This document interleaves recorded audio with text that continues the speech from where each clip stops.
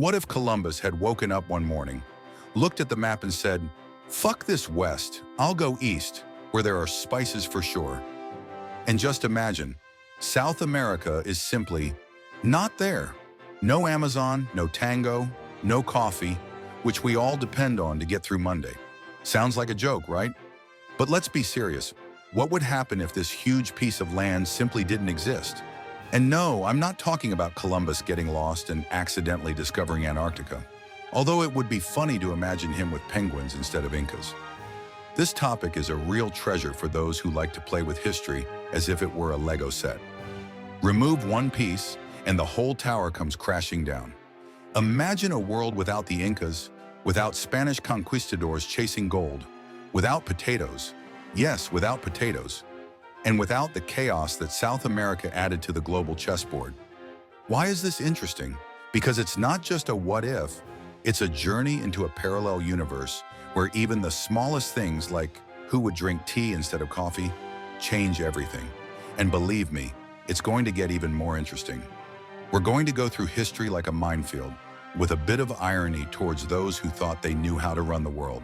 So sit back, grab your cup, something because there is no coffee, and let's figure out together what the world would look like without South America.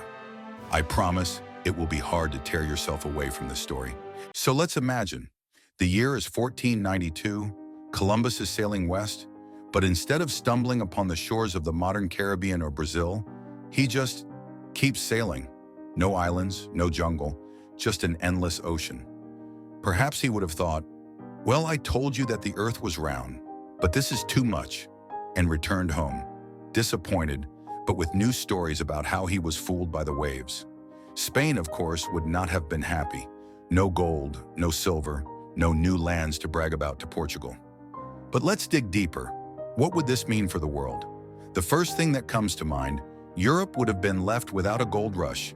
Spanish conquistadors like Cortés or Pizarro would probably be sitting at home writing angry letters to the king. "Ferdinand, where is my El Dorado? I didn't learn fencing for this."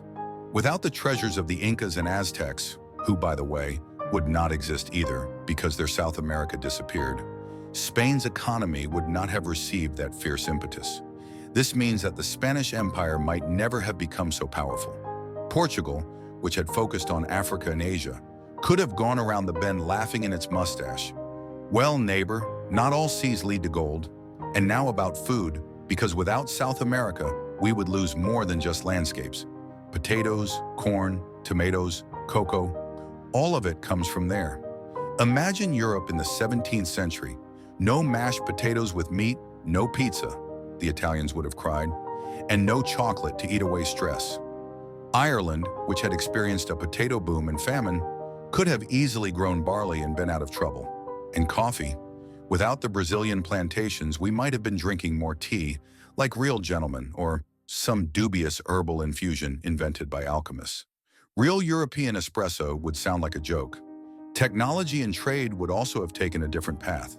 Without the riches of South America, European monarchs might have invested more in exploring Africa or Asia. The Portuguese could have bypassed Africa faster and said, "India is ours." And Britain and France, without being distracted by the American colonies, because North America would have looked different without South America, could have started their game of who will capture the East first earlier. The sea routes would have changed. No Panama Canal, because there is no Panama. So everyone would have been chasing around Cape Horn, cursing at the winds and icebergs. And what about the people? Without South America, there would have been no migration of Indian tribes that influenced the culture of both Americas. North America might have remained a less populated continent, where European colonists would have faced less resistance.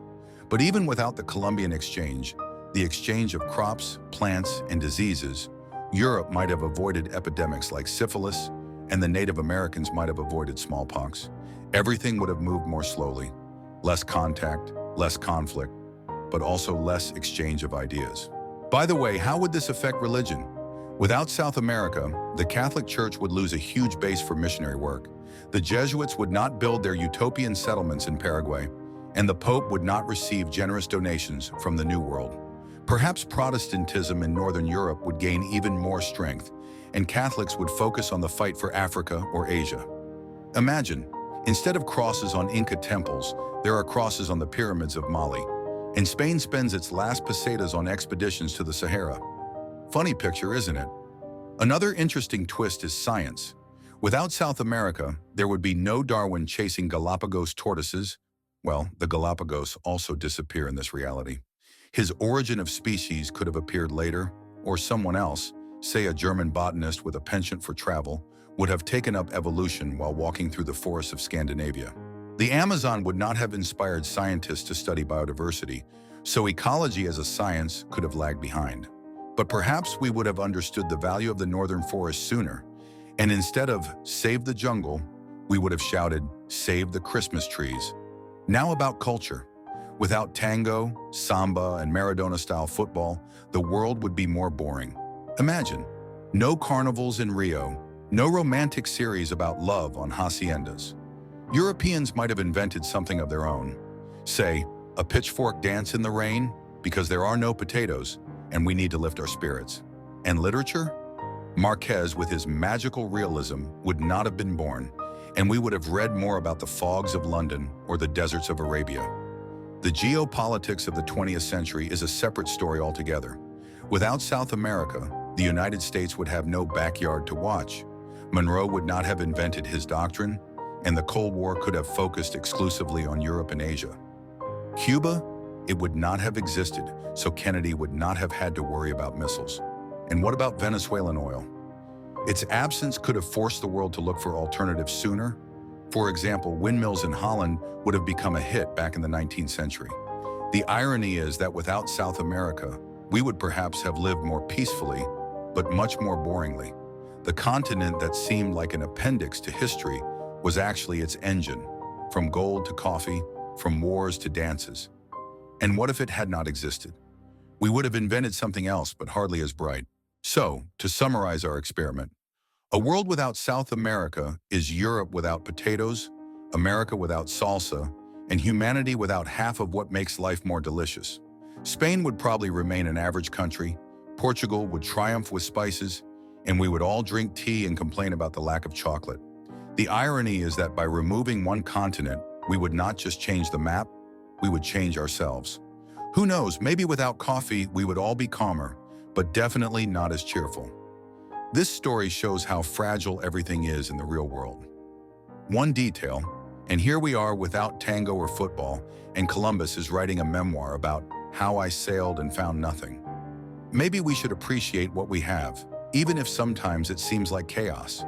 Because in an alternative world, we would probably miss this chaos, drinking our herbal infusion and dreaming of something more interesting than rain and barley. If you enjoyed thinking about these what-ifs, please like us. It's a sign that we're on the right track. And subscribe, because there are many more stories ahead that you won't be able to put down. Let's figure out together how history would have turned out and laugh at how strange things could have turned out. See you in the next What If.